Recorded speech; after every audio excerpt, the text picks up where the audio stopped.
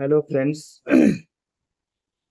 मैंने एक प्रश्न पूछा था कि क्या युधिष्ठिर जी का जुआ खेलना सही है या गलत।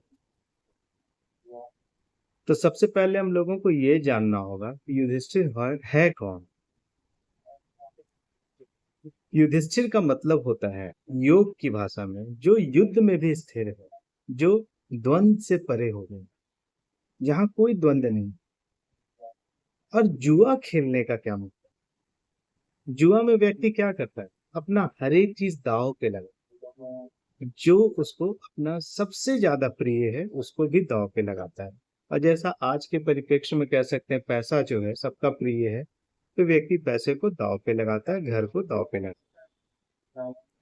साधक जब साधना करता है, और हर एक व्यक्ति जो है वो जिंदगी रूपी जुआ खेल ही रहा है, चाहे कोई माने या ना माने।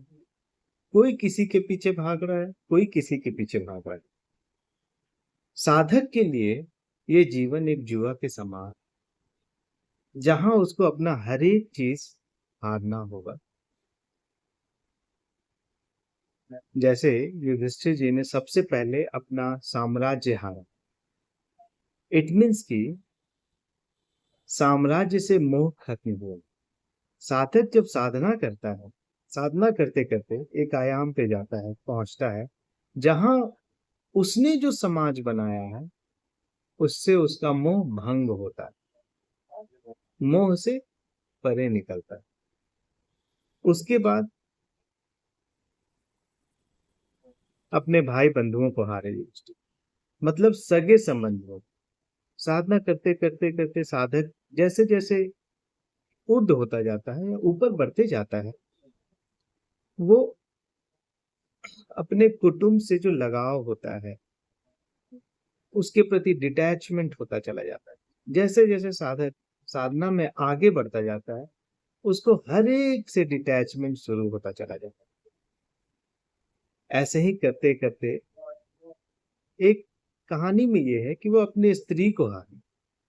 सबसे ज्यादा अगर व्यक्ति को किसी से लगाव होता है तो वो अपनी स्त्री से ही होता है। इसलिए आखिरी समय में साधक जो है अपनी स्त्री, मतलब बहुत जगह मन भी कहा जाता है, अपने मन को भी हार जाता है।